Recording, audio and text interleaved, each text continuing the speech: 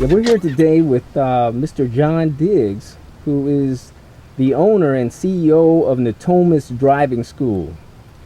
And Mr. Diggs, tell us a little bit about how you got into the business of the driving school.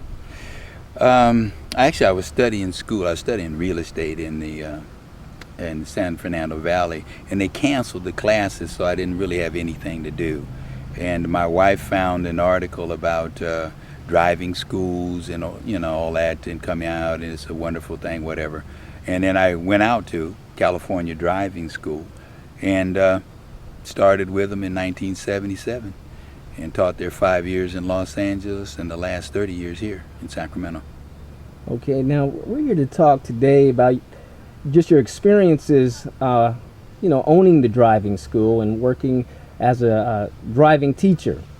Now, I understand you were like I said, you were operating the business down in Los Angeles area. Correct. And you've had some pretty famous clientele down there. Mm-hmm. Now, one in particular that we were talking about earlier, a really famous client that you had, was it back in the 80s? 78, 79, I believe. 78, 79. Somewhere in there, yeah. Do you mind telling us, our audience, who that was? Michael Jackson. Michael Jackson. So you were Michael Jackson's driving teacher. Correct. Okay. Now, tell us how that all came about. Now, how do you get a client like Michael Jackson? The school, the California Driving School, it was a premier school, probably still is in Southern California, owned and operated by George Hensel, had a nice inroad to a lot of the stars, if you will, and things like that. He was a pretty outgoing person himself.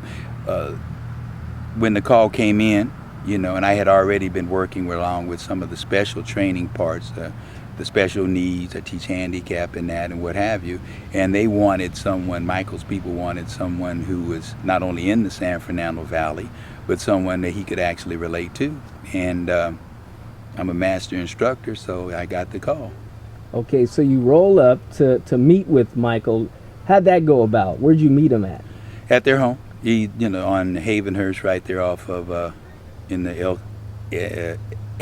Encino Hills, actually. Okay, so how'd that first meeting go? Kind of give us some details. You walk into the house. Well, first is getting in. There's it's a way to get. You have to get in. There's a long driveway that leads back to their home, so you have to kind of wait for a while so you can get in, because it's just not going to open it up to anyone. And I had sat there and did the intercom thing and finally got in. And then once we got in, we just kind of introduced ourselves. I met his mom, and I think his sister was there, Janet, and then one or two of the cousins or somewhere along that line. And then we just did the regular paperwork, having a permit, had to have that and whatever. And then just got out in the car and started doing our evaluation, and then figured out what we needed on training, and then went from there. Okay, so was he scared to drive? No. He wasn't scared to drive? No. Okay, now how is that? I mean, here you are teaching this celebrity that was almost like an icon just around the world, and you're over here just driving on the public streets with Michael Jackson. Right. I'm sure people are seeing him driving as you're teaching him. Right. So what was that like? What was that experience like? Was that kind of distracting? No, not at all. From a professional standpoint, it becomes a regular occurrence in a way, because there in that general area there are a lot of people of high influence in Encino, Sherman Oaks, what have you. So it was there as a small distraction, but you just move in and out, and you don't really get caught up in it. You just do what you have to do and evaluate exactly what, in his case, what he would need to do, to drive and license and all that good stuff. So what was Michael Jackson like? Now, was he kind of reserved, or did you build a friendship with him? Yes, very much so. I would say really quiet at the beginning, but then after moving, through the sessions and just, in conversation towards education, he became open about what was going on. And after that, it was really a very interesting training session, because he was very perfection oriented, and so am I. So it became a pretty good marriage, if you will, in training and with a student. And he's very personable and very outgoing, actually pretty comical, kind of a joker in a way. Well, give me an example of how he would joke. Well, there's a lot of those. He had a few. Tell us a few. Yeah, he had a few jokes. The one that always comes to mind is when you pull up to their home, you kind of place your car kind of straight. And one morning, he used to hop the fence all the time. He never would open up the gate. He would just come up and hop over the fence and come out. And the driveway is a real long driveway. And we're in the car, and we get all set up and ready to go. And here comes his sister, Janet. And she's coming to pick up the newspaper. And she's got that I just got out of bed look kind of thing. And she's slow dragging because she's really not trying to catch up to us. And we're really supposed to be going, but he spots her coming and he delays going on purpose. And she just keeps walking slower and slower, trying to avoid coming all the way down there for us to see her, basically. And she got all the way down there. And as soon as she got down there to reach and get that newspaper, he blew the horn. And she jumped and ran and all that. And he just loved that. Right. It was just a funny thing with him. And there's a lot of little things that he would do, that were kind of funny. Mentioning to you earlier, his hands. He would just joke around with his hands because I'm a 10 and 2 believer in driving. Right. And as we would go along in the sessions, he would slowly but surely drop his hands down, especially on the side where I could reach him and think I wasn't looking, and I'd have to reach and pull it back up there to where it was properly, and he'd go back and forth with it like that. So he'd had a lot of fun. Okay. So you talking about him as a perfectionist. Tell us a little bit about that. You say he's a perfectionist when it came to driving. Perfectionist, in everything period. He did. I mean, everything that seemingly what we were, what we would do, he would always go into detail and want to know exactly why the car did this or why he should be doing that, or he would be critiquing himself while he would be driving, because I would give him the instructions on what he should do or what we should be doing, and then he'd repeat it back. But he wanted to make sure, even parking, we did our parallel parking between the two cars, and I mean, if it wasn't just right where he came up, he'd be right back trying to do it again, over and over again, just that way, in being perfect at what it was. And at the time, he had just finished doing the Whiz, and he was saying how the problem he was having because of the takes, or just the idea of trying to do every little line he had absolutely correct.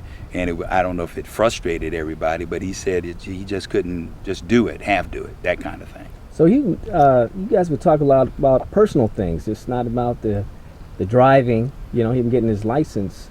So, I mean, like you said, what other things would you talk about? Well, a lot of times after driving, it would be conversations about sports. He enjoyed sports, basketball in particular, because they played a lot at the house. They had their own basketball hoop. He would talk about just in general people and the way things were going about, and how growing up was, where he was and how he was then. And he'd ask a lot of questions, kind of trying to get a read on where he was as a young man too, with the change in his own career, moving out. Now, he was still with the group, but he, you could tell he was working on some other stuff, music. He would always have something. He'd be writing something down about something that would pop in his head or something. So we talk about all kind of everything, from politics, race, everything. You ever talk about how he felt about being famous, like sometimes and some of the downsides to being famous? Yeah, it was mainly the idea even to be having the lessons at that point at I think 19 years old, and no driver's ed, no driver training, and just the isolation part to it. But it was part of the program, the success part, and how he'd like to be able to kind of just move about, like everybody else and do it. But that wasn't going to be happening. Now, he was homeschooled, correct? I think. I don't know. Now, there was times when you would have to pick him up at the studio. How was that? You said there was one in particular song, I guess he was finishing up. Yeah, well, it wasn't picking up. It was a couple of times there would be the end of the sessions where we'd have to drop off at the studio, and it was in San Fernando.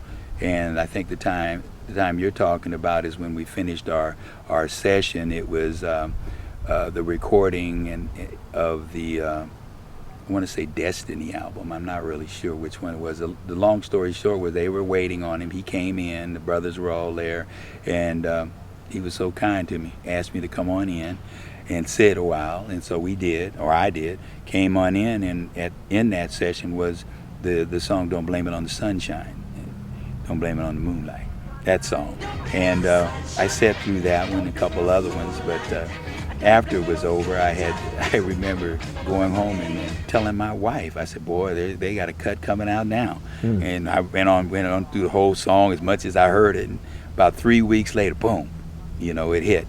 And she said, that's the song you were singing. I said, yeah, that's the one they were in the studio putting out on that. So, and he was so nice, let me come on in there.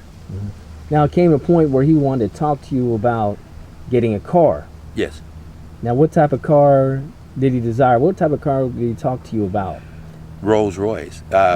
It started out, actually, he was looking, once he got this licensing thing out of the way, his plan was to get him some kind of a car or whatever. And I had a 56 Buick way back when I was, in teenage years, and I had put a picnic table in it. And the picnic table actually was taken from the 1959 James Young edition of Rolls-Royce Silver Clouds 3. I had placed it in there, but I'd studied how they did it, whatever. And he got into it. We talked Rolls-Royce and all that kind of stuff, and that's the vehicle he was going to get. One of our sessions, he was going to go look at them, but he was a little skeptic because he didn't know about them. The salesman was kind of giving him a lot of vague answers. He wanted me to go with him. We did our session and went out there. We were going out there. It's in Santa Monica, and it wasn't open. And so we went and stopped and had breakfast and what have you. And therein lied another little thing there that was kind of interesting. Tell us about that. Tell us about the IHOP experience. Yeah, that was really interesting. With the California driving school, you wore a uniform, kind of was like an Eisenhower uniform, dark blue pants, light blue shirt, blue tie, a little short jacket with gold buttons on it, and it actually had a badge on it, so you kind of look like an officer or something. Well, we come in and go to have breakfast and what have you, and the people in there are buzz. There he is, Michael Jackson, having breakfast. So, and being Michael, he's just very cordial, talking with everybody at the whole 9 yards and what have you. And we leave, and we go to leave, and just as it happens, a young lady, two young ladies actually, they were in their scrubs like nurses or something. The one young lady had the People magazine with him and Christy McNichols on it. And boy, that caused a lot of problems in the parking lot because she didn't have a pen. We went through all that, but he signed literally everyone's paper, napkin, anything that they wanted signed. He virtually signed it. Then we left there and went to the Rolls-Royce place and went through the whole Rolls-Royce Now, how was thing. that? How'd that go? Here you are, going to the Rolls-Royce dealer with Michael Jackson, and any type of special treatment there when you walk in? Yes and no. In Beverly Hills or Santa Monica, whatever, they're pretty much familiar with a lot of famous people, but he almost commands that extra attention anyway, who he is and what have you. And I think it was entertaining to a degree because of the questions that he wanted answered and what I knew about, the Rolls-Royce, about the system, the braking system, the engine and all that. And it took on a different life because the salesman was kind of like taken aback that he would bring someone in a uniform to come in and talk to him about a Rolls-Royce. But it turned out well. He bought a beautiful, beautiful car. So he gets the Rolls-Royce. He didn't get it then? No. Okay, when did he get it? I think it was like 2 weeks later. We had taken our drive test right at the Van Nuys DMV, and that's a story in itself too. Oh, he went right on in. I can see his examiner now. It was a brother named Greg Battle, and very professional, a very professional examiner. Had no really, how do I say it? He wasn't, so to speak, intimidated. Took him out on the driving test, and it's a challenge to take a driving test in Los Angeles in Van Nuys, and he came right back, and if I remember, he only missed one or something on the test, and then that's when he bought the Rolls-Royce. When there was a press there when he took his driver's license? No. It was just Michael Jackson coming to get a license, man. It wasn't. We just came up. At that time, you didn't have to have appointments, so it wasn't 10 o'clock, here comes Michael Jackson. You just went in, got in line, checked in, and then out to your car you went, and then boom, on your driving test. Now, Michael Jackson asked you to do something when he had kids. Right. What was that he asked you to do? Thank you for that. That's a good opportunity. He asked, one day we were talking about driving and how things were, and I think this is probably the best compliment I've ever had as an instructor. Is he made mention that if he had a wish, that he would wish that everyone would drive basically the way I taught for just one day, and how safe the world would be. And I thought, wow, man, that's a pretty good thing for somebody to just say, you know, because he was talking about the lives and the deaths and all of that good stuff. And I said, yeah, well, you know, that's what we try to do, etc. So he made mention if and when he had children, and if I was still around, you know, at the time, I'm only about 10 years older than what he was at the time, that if I teach his children how to drive, if he, you know, had them. And so I said, sure, I'll do it, no problem. So kind of made a promise kind of deal, because we used to talk about promise is a promise kind of thing in terms of what you do in your life. And so that was what I promised to do at that time, and to teach his children, if he had them, how to drive. Mm-hmm. Now, have you been able to make any contact with the family? No, not at all. And actually, if you know me, I'm not the real person to even pursue this, you know, kind of thing. It's just something that has happened. But over the course of the last couple years, since obviously his death and that, it's been brought back up, and people want to know more about him and what have you. It sparked that promise back into me, and noting that the kids were at a certain age, at least some way or another, to let, you know, the family know, you know, that was a promise that was asked of me, and a promise I'd like to do. So how would you sum up your experience with Michael Jackson? How was that whole experience? You know, just being able to, you know, have a friend like him, just even for that short period of time.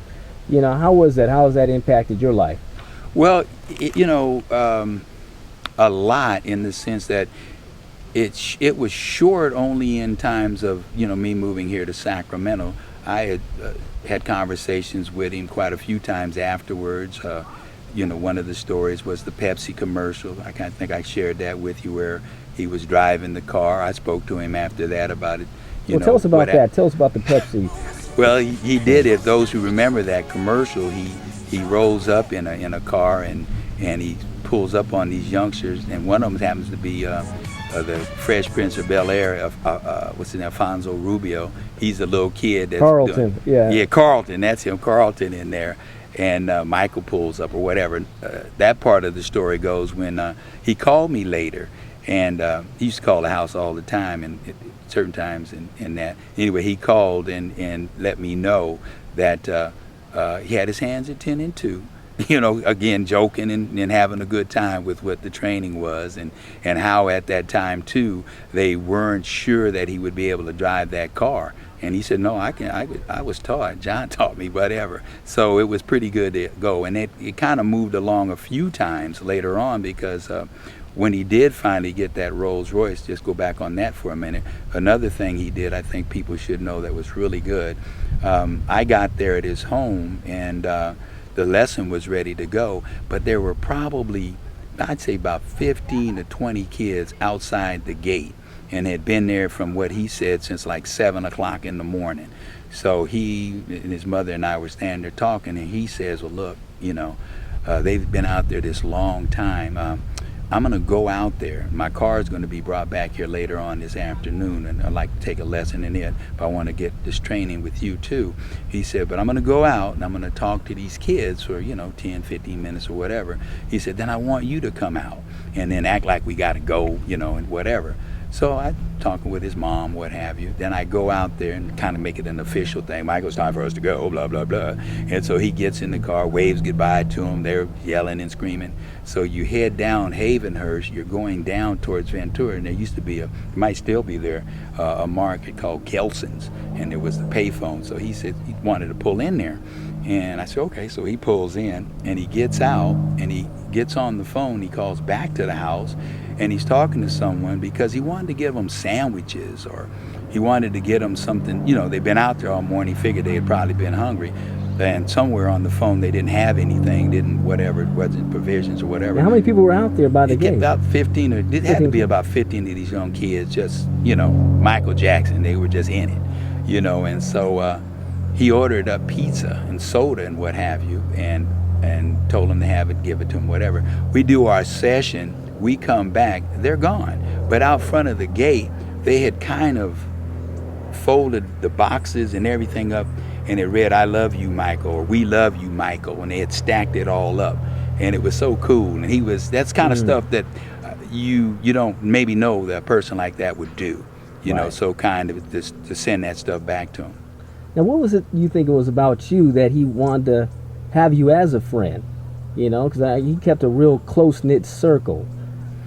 I would say because I was just, you know, a professional at what I did. I really didn't, you know, it would be problems, not problems, but when, you know, he would call or his manager would call and you look to schedule the next appointment, then the office people would always be pushing something, a picture, or they would have something in our little box that when I'd come in to get my work for that week or whatever, and they wanted him to sign it or something like that. And I would never go that way. And he really appreciated the fact that it was just what we were doing, and I was a professional at what I was doing, and that's how he started speaking pretty candid. You know, we just kind of was talking, you know, just like maybe I'm same age, I guess, Jackie. So it was kind of like an older brother thing where I'd answer questions for him about, you know, girls or whatever and that kind of thing. Would he ever talk about any of the sibling rivalry he had with his brothers or sisters? No. Yeah. Maybe dancing, because they had a studio and it was very nice, mirrors and a nice wood floor, but he would always talk about trying to outdance because he was James Brown oriented and outdance Marlon or somebody. But other than that, no, it was always very upbeat about everybody. Okay. Now, did you talk to Joe Jackson? No. Okay, so you never really talked to Joe Jackson? Only one time, I think. We just hello because we were in their home. We were doing something. I forgot what we were trying. I think he couldn't find his permit, so I was in, and he was there, but I really never spoke to him at all. Janet was there, all the guys, you know, Tito especially, because I'm in the cars, and so was he. So we talked. So would they kind of tease him sometimes about, you know, his driving, you know, taking the driving lessons from you? Would they kind of make jokes, some of the brothers? No. You never said much about it, but I tell you one thing, he was very skillful with that car. He knew exactly how to do that car. Matter of fact, that's another story where we used to do what is called a road trip. And what I would do is give them a map or whatever, and you figure out where you want to go, and then we would go, but you had to get there on your own and whatever. He mapped it out perfect where he wanted to go. Matter of fact, it was towards Santa Barbara. That leads back to where we were talking earlier about where you ended up living in Santa Barbara, but that's where he wanted to go. Mapped it out.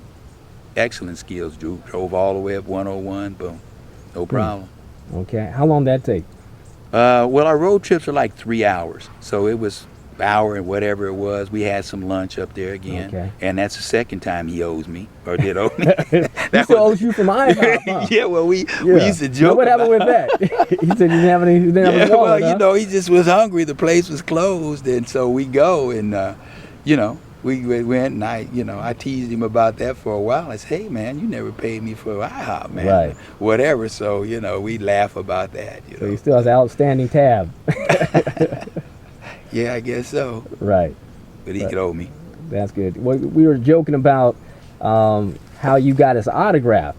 Now tell me how you got his autograph, because Well, he did not know how to write something. Well, yeah, we people always ask me that. Don't you have any memorabilia, autographs, or all that? And no, my thing was, it's business. I have a lot of autographs on the checks that he wrote, and that led to the idea that he really didn't know how to write a check. And he, that's one thing I showed him what to do, how to write it out, and got the signature on there. But that was pretty much the only autograph.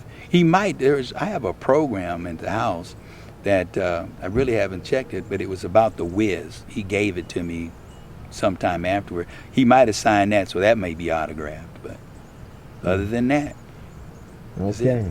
Wow, that's a pretty rich career experience. Just with that, I'm sure you've, like you said, you've taught other, I guess, celebrities how to drive and work with other celebrity, kids and things like that. So, coming out to Sacramento, how was that transition?